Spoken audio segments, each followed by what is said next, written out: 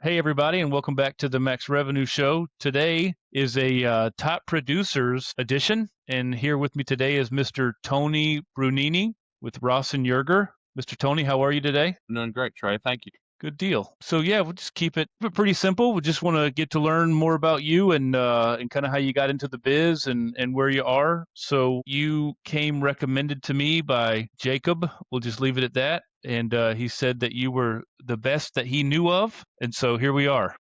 That's very flattering. Jacob's a great partner to have and wears many hats at Rosson Jurgger, so I'll take any compliment I can get from Jacob. Is it true that he has a Sprinter van and drives around a 2 to 3 state radius, dropping in on people and seeing clients and making calls and working from a Sprinter van? Is that true? I believe that is true, and I can tell you this because I see him maybe once a month at the office, and I know he is on the road in between. So it's not, he is actively pursuing, and I think he found that that was the most economical way and the best way, and he can also use it with the family. That's awesome. So, how many years have you been doing this, and how'd you get started? This is my 16th year. Just started at my anniversary for 16 years at Rosson Jurgger. Kind of an interesting story. Late in life, career change at 40, and looking back on it now, the experiences that I had in my first two careers, which were in the multifamily affordable housing sector, built the path that got me here and helps me be successful today. I don't think I would be as good of a producer in my specific field if I didn't have that knowledge. If I didn't have 15 years of working before joining the insurance world, that's helped a lot. And not everybody has that benefit, but it's also a good story to say that if you're not unhappy in your career or there's a fork in the road and your company gets sold or something happens, to say, wait a minute, now's an opportunity to take the skills that I have and maybe redeploy them in a different field that could be either more lucrative or a better fit for you and your family. Opportunity that was given to me was from Rosson Jurgger was really wide open. They said, we believe in you. I like the fact that we don't have anybody specifically in the multifamily sector in our agency. I had worked over numerous states, so there was the ability to kind of get outside of our normal regional um, side of the kind of our footprint. And, I didn't know anything about insurance, but I know my specific field that I was going to be selling insurance in, and so I think learning the insurance part of it was a little bit easier. Learning how to be a good salesman was the harder part. I had plenty of bumps in the road, and it's still, every day you wake up and somebody's trying to get your business, so you can't ever stop. So I feel like this industry is a hidden gem. Like somebody just came to you one day and said, you could take this specific knowledge that you have, and if you wrote the insurance in this, you could be wildly successful, make a lot of money, or like how did you find commercial insurance? So I was at a point in my career where I needed some advice on a change in direction, and I got it from my mother. My mother said, "No, I want you to call so and so. I want you to call Greg Maloney at Rosson Jurgger." My mom was friends with his mother, and she said, I think you would benefit from talking to Greg. He's been very successful. I don't know exactly what he does, but he is in the oil and gas business with Jacob. And she was the one that told me to do that. So there's a good story there. So listen to your mom, Mm-hmm. wiser than you think. And so I was like reluctant at first to take that advice, but I did. And it opened a door that now looking back on, I owe to my mom. Yeah, that's awesome.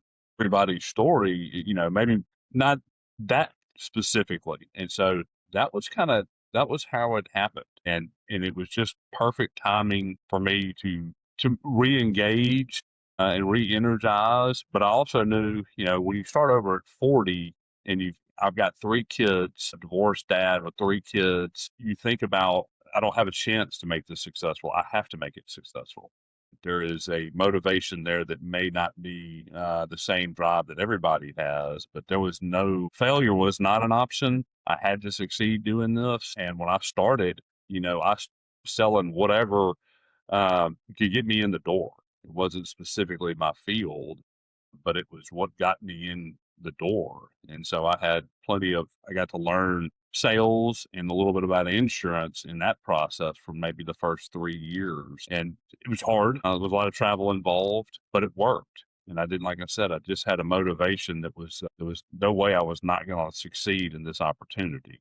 I needed it to work, and it has been very great. Like I said, I owe it to my mom. So you come into Rosson Jurgger and they see that you have a background in the affordable housing industry. I'm sure they were licking their chops. That's soup. Yeah, I mean, commercial real estate's like that's a producer's dream right there. So how did that go your first couple years where you have this specific knowledge in an industry, but you're trying to make headway? Like, what did that look like? So I can tell you, they gave me the grace to fail.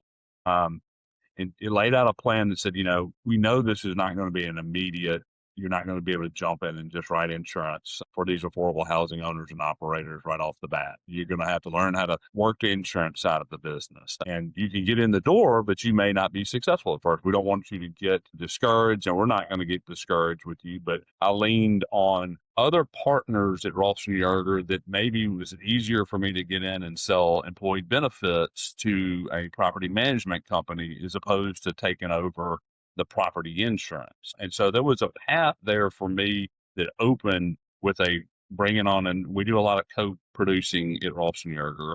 I brought in an experienced, validated producer, shareholder at Rosson Jurgger to work with me. I opened the door. I learned how to sell from will and how to be active prospecting. And I had the ability to get in the door in a lot of these places, but not any of the insurance knowledge. And benefits was a good way for us to get in the door quickly and be successful. And that helped me build a book of business while I worked slowly but steadily on gaining owner and operator trust that the property side of it could be held. Because usually the premiums were much larger, at least at that time. Health insurance was not nearly as expensive as it is today. Um, an easier path for me. And it gave me the momentum to get in, and then I could just use other contacts that I had and sell benefits with Will that worked really well. And it got me through kind of our validated producer status, where I was slowly adding property coverages to my portfolio and slowly picking up developers as clients. But my core for the first probably 2 years every day was just about selling benefit packages. And frankly, it's not something that I wanted to do. It's not something that I was really interested in. It was the path of least resistance. And I knew we had a good benefit team and I had a good partner if I could just get the door open, right? But I knew long term that gradually my book of business was going to shift, or I wanted it to. And luckily, I have been able to do that. And for the last almost 12, 13 years, it's been almost exclusively on the property side of the business. And that's where my passion lies. That's what I wanted the future to look like. And it didn't come as fast as I would had hoped. And it took a lot of selling a lot of benefits to get there. But I had, my first goal was to make it through the first year and meet my sales projections that first year. And then it was to validate as a Rosson Jurgger producer to become a shareholder. And that was my second goal. And then it was just a steady increase of my presence in the affordable housing world in my little niche, grow that. The path has been a little bit strange. When COVID hit, it opened up a door that I wasn't expecting. I thought we were going to be a regional footprint and I was going to be working kind of in a 7-hour radius to Jackson, Dallas, Atlanta, Nashville, New Orleans. That was going to be my footprint. Well, we decided that things were going well and we were going to hire another producer to work with me in the affordable housing sphere. And we did that right before COVID, and Thomas Dunbar came on board, and then COVID hits. And so we had to reimagine what we were going to do. And it took us a minute to figure it out, but then we recognized that the message that we have can be delivered anywhere. Most of my owner operators and developers, they have partners, the lenders or syndicators, these deals that are not in their hometown. And so they're used to doing business across the country. And so that we just recognized that with Zoom and Meet Me, we could talk to people in California just as easy as I could talk to somebody in Jackson, Mississippi. And so it opened our footprint to essentially the lower 48. Now, we're not doing any business right now in the upper Northeast, but we're from working on deals between Virginia and California, and it was because of COVID.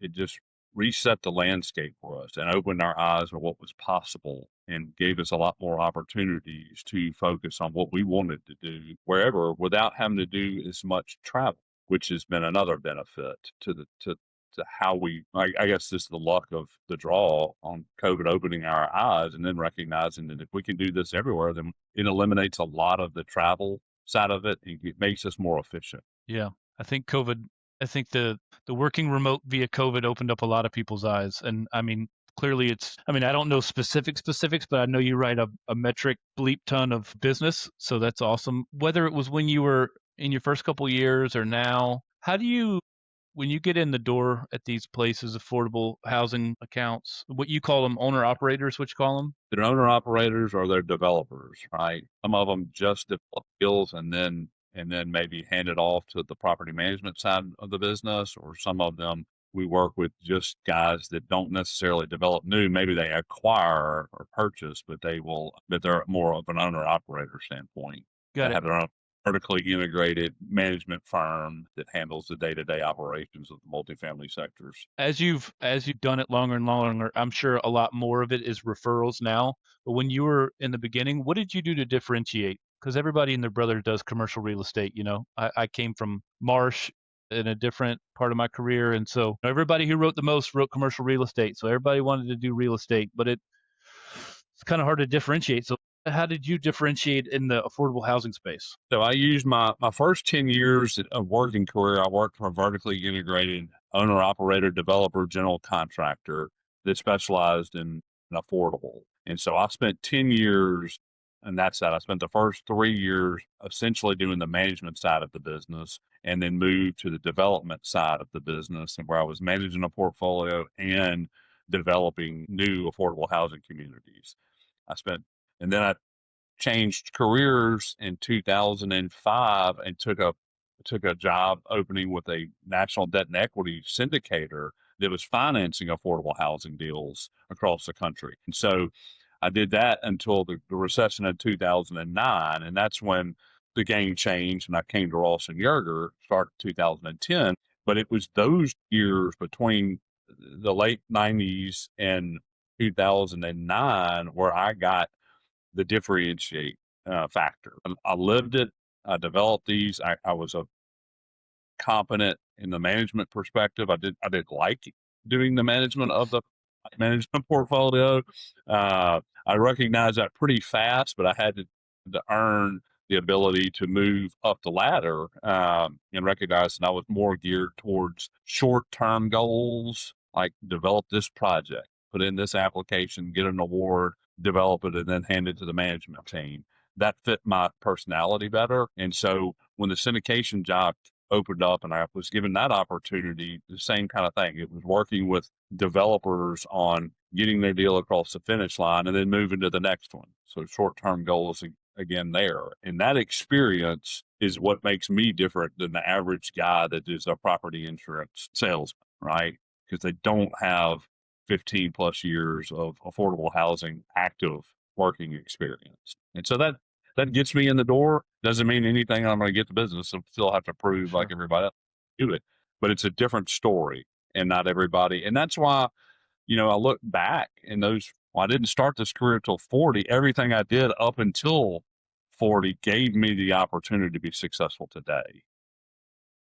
And I think it's hard to be niche focused if you never lived the niche before you started selling insurance to it.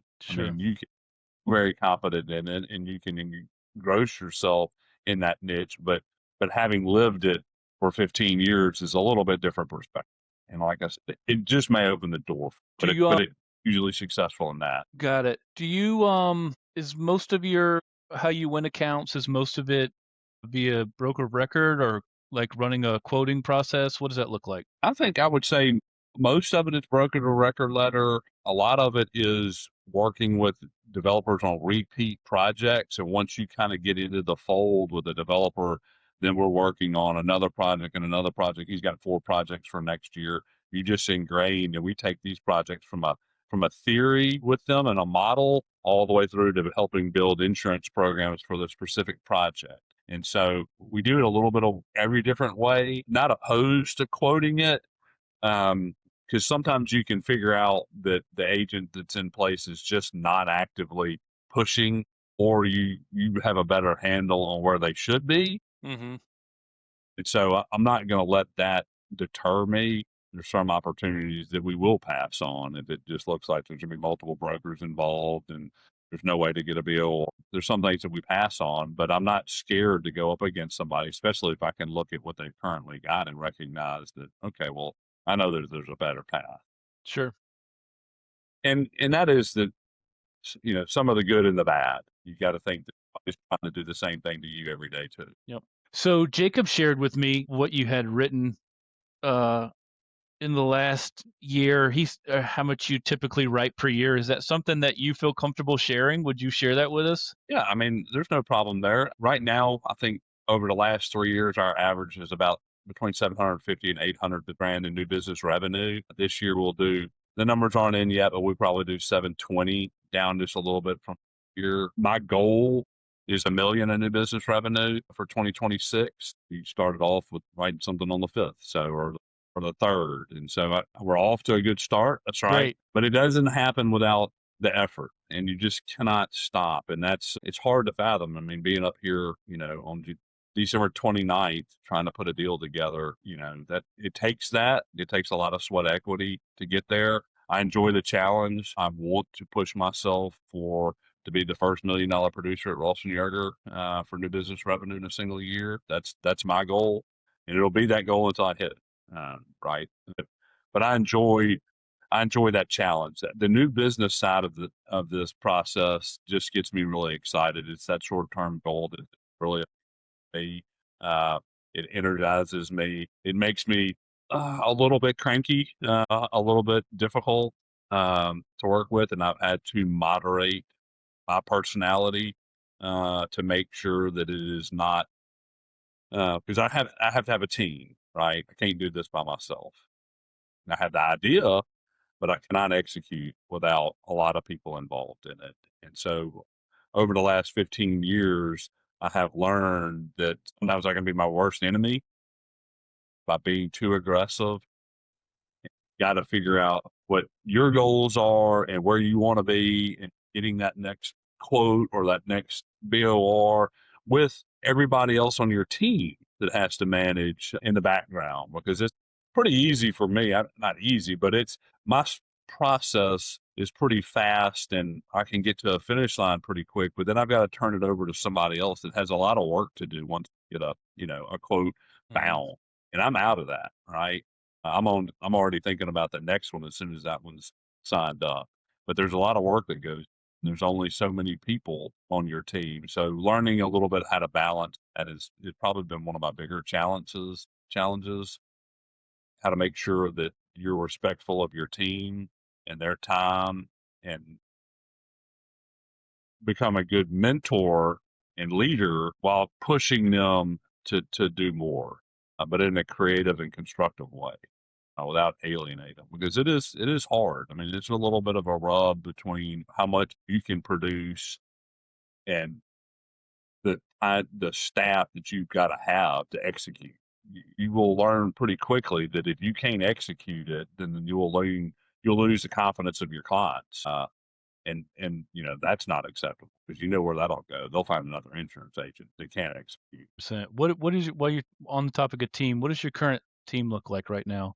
You don't have to give me names or whatever. Just like what does the structure look like? So we've got, and the way we're set up is account managers handle our ongoing book of business, and I've got 5 account managers, and they're remote.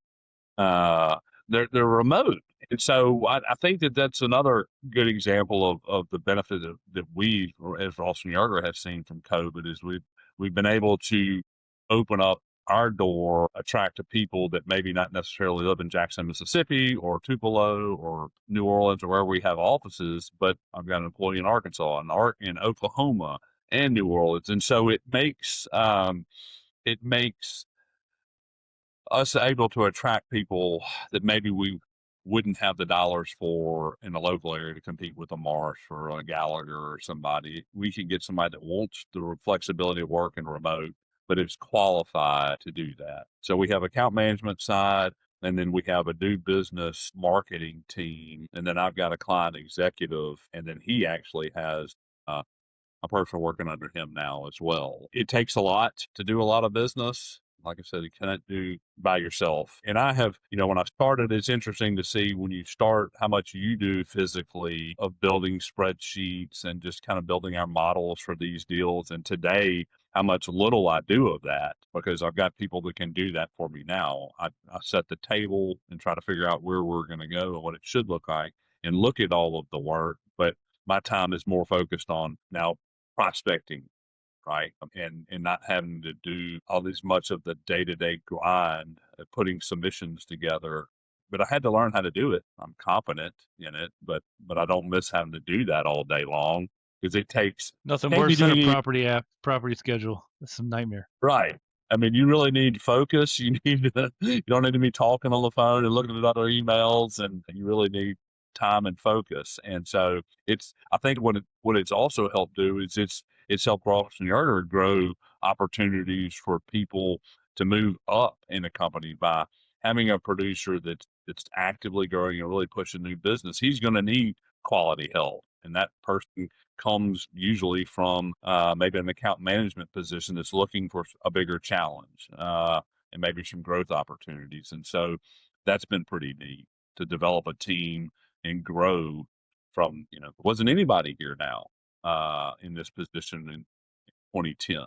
So I'm proud of that. We've got a good team and look forward to really having a great 2026. What does the prospecting look like now versus when you were just getting started? Like, let's talk about both of them. Obviously, it changes over time. Your book gets big, and you a lot more referrals now. So, like, tell me what it looked like when you got started, and how that's evolved, and what it's like now. Think about when we started, we didn't really have many tools. I think we were using Dun and Bradstreet, and I was going through. I had lived in Monroe, Louisiana for 15 years, so I had a set of contacts there, and that was like I had my affordable housing contacts that worked with across the country. And then I had my local contact when I was living in Monroe. And so that was my first prospecting was from that pool of people. And then it was the old school, I guess it was Dun and Bradstreet, just finding out about companies. Today, it's totally different. My partner, Thomas Dunbar, he does a lot of the prospecting work now, and I participate. We co-produce business together.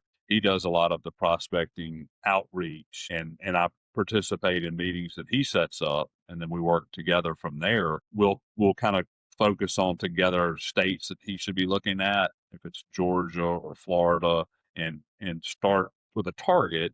And then I come in after he's got a meeting set up. And then what I'm working on now, a lot of is referrals. A lot of that referral. And then the travel that I do today is more geared specifically to affordable housing conferences that may be in North Carolina, Florida, Texas, Georgia, South Carolina, going to specific affordable housing conferences where I can see a lot of developers and a lot of our partners in the lending institutions in one place consistently. I may bump into them in Nashville and then bump into them again in Atlanta, or they're working multiple states. And that's a really good opportunity in how I do a lot of my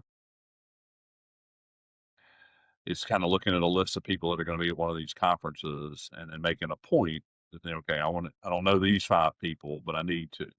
And it's also a good way for me to see clients that we currently have that I normally wouldn't get to Georgia to see just independently. But if I can go to a room where there's going to be 200 developers and get to see some of my clients as well, then that's a very efficient way for us to travel, see as many people as you can, and hopefully accomplish multiple goals. Refresh the visual side of business with your current clients and maybe prospects, and then meet new people. And that's very targeted. We're not going all over the country, but we're being pretty specific about where we go and kind of laying out what it looks like for a year and how many of these conferences you should be going to. And there's obviously budget constraints. You need to make sure that you're going to get the bang for your buck. I'm not going to go to New York right now. That's not in my wheelhouse. But the Georgia Affordable Housing Conference has got a lot of prospects and clients that would be one that I would target. So you kind of figure out where you need to be regionally, uh, and focus on that. How many of these events do you try to typically hit a year? Probably 10. I probably have a 15 identified for 2026, and we'll make somewhere between 10 and 12. And we may decide if we're not going to do this one, but we'll replace it with one that we haven't done. And you just kind of, the good news is they give us at least 6 months advance notice on when these conferences are going to be. And some of them are so consistent every year that you can already put it on the calendar for next year. And so then you kind of build out, okay, now am I ready to take the next step? And some of that is pushing yourself. If I go ahead and commit early to those and put them on my calendar, I need that kind of motivation and place setting to make sure that I'm holding myself accountable. And so I do try to load up. I work really hard in December on the 2026 schedule, what that's going to look like, and making sure, okay, I've committed myself to these 10 or 12 events. And so I know going in, I mean, whether that's already pre registering or getting hotels and some of the legwork that you've got to do that's a commitment that I'm making to the affordable housing team that I'm going to be out there prospecting, right? And while I don't traditionally, maybe it's not the traditional prospecting method that most people at Rosson have used.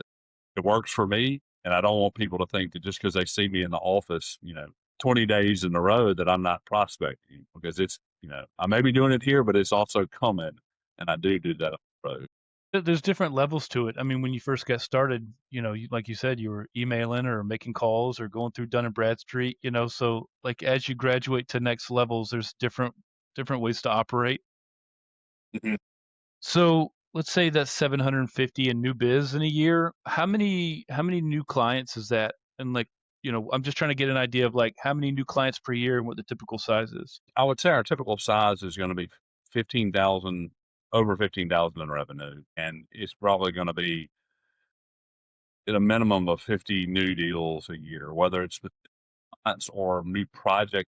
It's a lot. I can tell you that because I feel it, and it's the balance part I mentioned earlier. I really struggle with how to build this out and achieve my goals without being overbearing, uh, and making sure that we have a team that can support the goals that we're trying to set.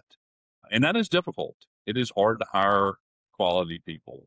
I mean, it's hard for everybody. It's not anything. I don't think it's any specific aspect the Jurger's not doing correctly. I think that there's a challenge to get qualified managers in our industry. It's not it's not for everybody. It doesn't seem like there's a ton of good insurance programs locally coming out of these colleges, but it just seems like this is an ongoing challenge for us to get good account managers. And I cannot do the level of business that I want to do, and we have been doing without good account. We have to have the support, right? Yeah, I can only imagine. I mean, the amount of business you're writing. I mean, you kind of only see what you can see, but like you realize the amount of business that you're writing is it's bonkers.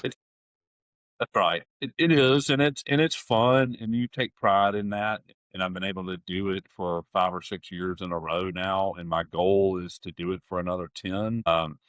And but the first goal is to hit that $1 million mark, right? And I will tell you this: 5 years ago, I went to a Larry Lenny deal, and he put it in my head, and I got on a group of people. I got in a small group of people that he put together to hear. One of them was in San Diego, one of them was in Canada, and they were writing $1 million in business. And it's just like open your eyes and said, well, if those guys can do it, I can do it too. There's plenty of opportunity out there. It takes sweat equity, right? And so gradually getting there, but it does. It requires a lot of work, a lot of dedication, and then you do need some luck too. You need some balls to fall in your favor, but you got to swing. If you're 100%. not out there trying, they're not going to come your way. I've never gotten to talk with Larry yet. I actually have his number. I got it from a mutual friend, Raymond White. I don't know if you know him or not. He's good buddies with Jacob, but I hear, nothing but good things. And if you're a producer that's in that 500,000, $1 million range and you want to take it to the next level, I hear he's the guy you go to. Yeah, and I think just hearing and being able to be exposed to other producers that are more successful than you are, that are already doing this, and they're having a conversation. They're sitting there on the telephone with you, and you're like, oh my gosh, they're not that much different than me. They're just at a little bit higher level. And so, what do I do to get there? And listen to them and learn and recognize that that goal is achievable. But you got to start. You just got to put the sweat equity in to get there. And luck does come overnight, and it may take you 15 years to get there, but you have to work just as hard. I work just as hard today as I did, 15 years ago. The numbers are just a lot bigger, which I Yeah. won't trade it. I won't go backwards. No, what you just said is my Right. whole thinking behind this podcast is like, how do I bring these guys like you to the average producer so that they can see like, wow, there's this whole other level to this, and just working at a big shop kind of opens you up to what's possible. They just take a lot of Mhm. your commission, but then there's even levels above that. I heard of a guy that does 40 million out of California, and I hear about Larry's inner circle, and you guys are all in that 5 to 10 or more range. It's like there's always different levels, and it's funny that you're talking about like your biggest problem right now is how do I scale, because you want to keep going up, and it's like you're greenfielding this whole new path inside Ross and Jurgger, and pioneers always take the arrows, and you guys are trying to figure out how to do it. So that's really cool to hear. That's a great comment, is how do you scale? And it is bumpy. It is not, that path is not super clear all the time. And sometimes you make mistakes in that process, and it takes a little bit longer than you want it to, but you got to figure that out to be successful, because it takes that. Your team has to grow with you or you can't do it. And the guys, and well, I heard from Larry Lenny, they all said the same thing. I'm just the top of that pin, right? I'm just that point, but my team is the reason why I can do this. And I talked to some of the brokers that we work with and recognize how big a book of business that they have. Yes. And right. And so you're like, these guys are doing the same thing. They're just selling insurance to me, and their books are giant. And how do they do it? And so I think getting exposed and learning a little bit from the broker's mentality and see what they're capable of. And we've got good brokers that work with that are extremely successful, listening to the numbers that they're putting up and having conversations not specifically about what you're doing, but listen to what they're doing and how they grow their business. And you recognize that, well, geez, if their business is that big, that means I can grow my business. They're writing that business right now. So that's been a little bit eye opening to me. And I wouldn't have thought that would have been a resource of knowledge for me, but it has been. Anything in particular that stands out from conversations with brokers on how they do that? Because that's always boggled my mind. That was one of my biggest issues producing, was like keep juggling everything. And I did not write a lot of business, let's be very honest with you, but it just seemed overwhelming to me. And so then I'd talk to my broker buddies, and I'd hear the number of clients they have.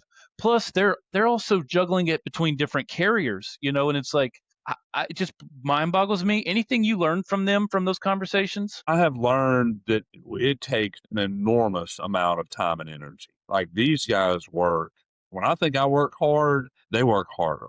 And there is no doubt, because they're emailing me at 10 o'clock, or they'll pick up the telephone at 7 o'clock in the morning. I mean, they are working unbelievable hours to do this, and it requires a lot of sacrifice. The energy level that one of the brokers I have is just kind of astounding to me. I think I'm a pretty high energy guy, and it's just, I'm absolutely blown away by the energy level and the response time that it takes to be one of these Uber brokers. You have to be, you're working 12, 15-hour days, and you are absolutely on spot just all the time. I am amazed.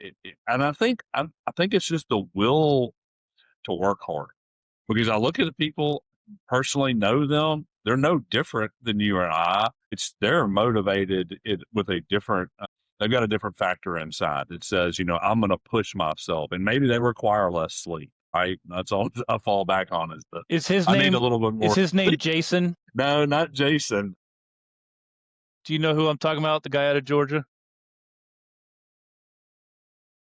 But I mean, and I'm just exposed to a very small piece of that puzzle. But I could think about, if there's an agent out there writing $40 million worth of business in California, there's also a broker doing twice as much of that, right? And at some point, you've got to scale up. right? Your average size deal has to become a lot bigger. And then how do you get in that world? There are so many levels of this that we're at the very bottom level of, solid to good producer. But if you think about nationally, what people are doing, some of the big agents in California and New York and Florida, like, the numbers are staggeringly a lot bigger. Do you mind if I ask you what your book size is? Yeah, it's 3 million, and I'll tell you this: client, I lost my biggest client last year, and so I've got negative growth. Uh, I've got $1 million worth of negative growth for 2025. Damn. Sorry to hear that. That's a hell of a Yeah, kick in the pants. it's a kick in the pants, but it happened. That was in June, and I knew it was coming. It was change in leadership, and you just say, what? Nothing I can do about it, right? I got to go back and write. I got to write more business. I'm not going to let my book size suffer, so I'm just have to write more business. That's another emphasis, and I think that's the important thing. Is you don't the new business revenue is what I like to do and what I will continue to do, which is great because if you stop in this industry, you'll lose your book.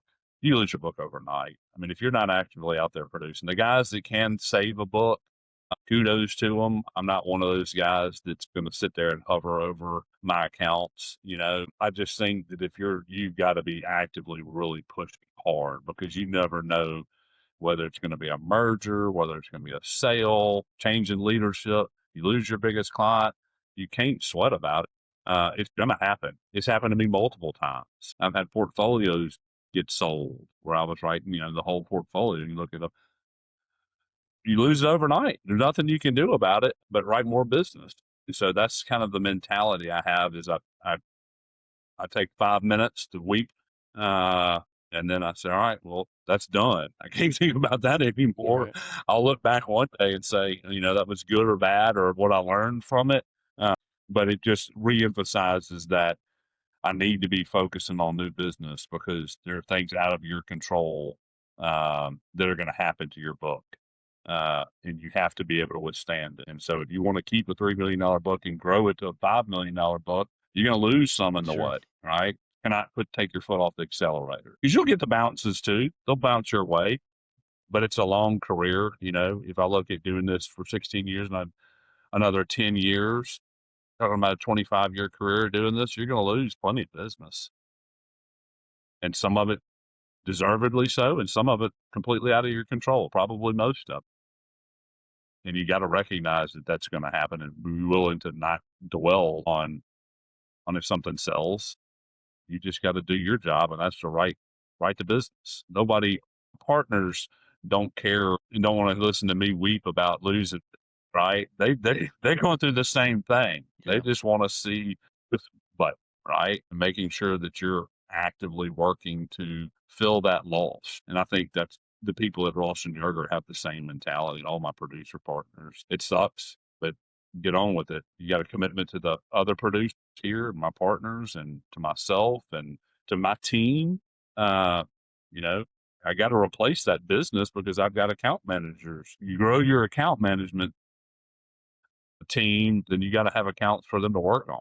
So you can't stop. Yeah, well, I'll say this. I have one last question for you, but before we do that, I just want to say I've gone up against you guys a number of times, not you specifically, but some of your partners, and I've never heard. Like you always hear some good, you hear some bad. I've tell you from your clients that I've gone up against, I've never heard anything bad. I've like your proposals, like everything's tight, well done. Like the renewal meetings, whatever you guys are doing over there, it's working. Every time I've gone up against you guys in an account, like it's always been pretty tight, man. It's been well marketed. It was like very well run, well managed. Like I'll be honest with you, I actually don't think I ever got anywhere with any of y'all's deals. And then talking with Jacob, super great guy.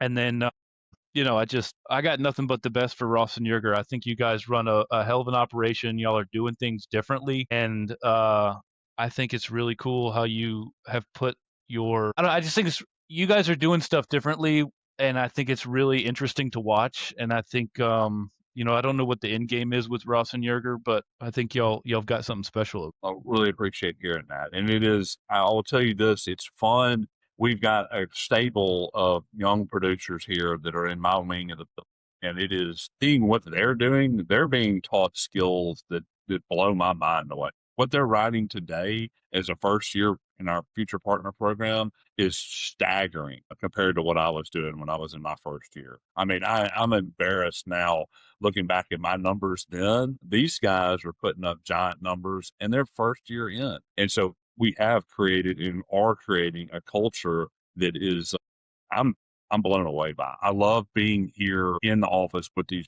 producers because it's another incentive to me because I see what they're doing with no knowledge of, I mean, they don't have any Yeah. experience behind, They just got and they're licensed. writing the Yeah. course dollars. This is the first year, and it's just shocking to me. They didn't have 15 years of business experience behind them.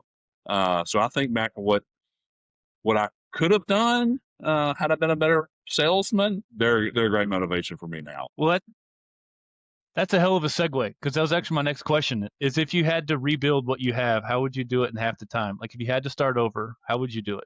Wow, that's interesting. I would partner with some of these young guys. I would have to feed off of their creativity, their energy. I would need that to start over. I think I would need some really young, energetic, more creative, more tech savvy producer to partner with me because I don't think I could do what they're doing today. I certainly couldn't have done it the first year. I certainly couldn't have done it in the first couple of years.